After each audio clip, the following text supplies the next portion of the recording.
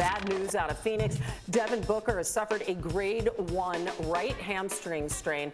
Players historically do require about 14 to 21 days to recover. Very problematic injury. That would put his return during this series against the Pelicans in question. And entering Game 2 on Tuesday, the Suns were the favorites to win the title at plus 200. Phoenix has since dropped to plus 450.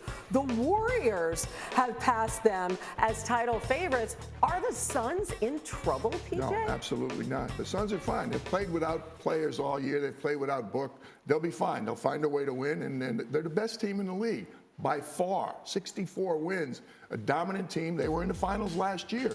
They're young, but there's a pedigree there, and CP is going to find a way. I mean, can't we see they're the deepest team in the NBA, right? That's fair, right? It's so rare to see a team with 60 wins also have one of the highest scoring benches in the game. Usually you're a bad team because your bench plays a lot and they'll score, but it doesn't happen with winning teams like this. So that depth carries them through. I also feel like if Chris Paul was the guy with the hamstring injury, I'd have a lot more concern.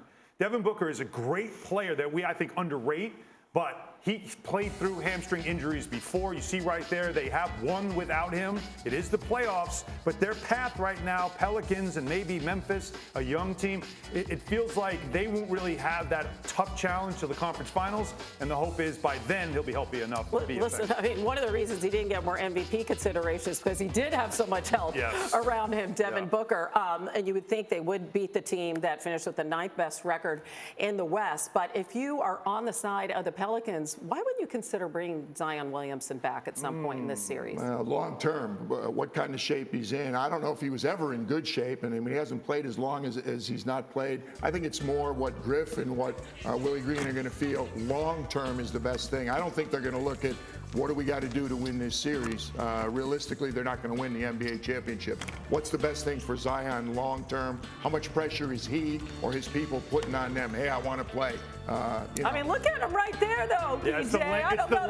You got to look at that. That's awfully I'll tell you tempting. what, from experience, the jump part doesn't hurt. It's the land that hurts. And when you got extra weight, it does hurt. But what do you think? As you talk about the long term, he doesn't want to be there long term. So if you're the Pelicans, there's a part of you that's got to think to yourself, if you're Trajan Langley, if you're David Griffin, you've got to think to yourself, we got a chance maybe in this series. You know, Brandon Ingram is playing at a special level with a lot of confidence.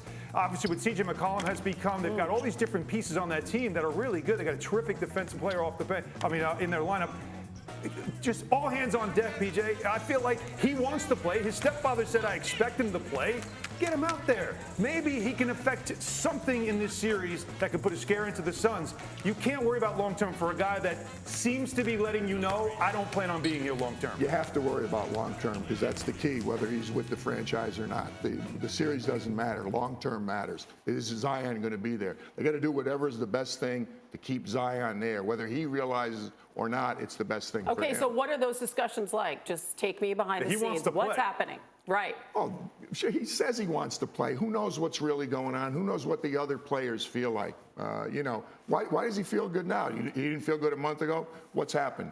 I'm not going to play in the regular season. Oh, I know what happened. I'm going to play now. Yeah, what happened? You know what's happened is people forgot about me.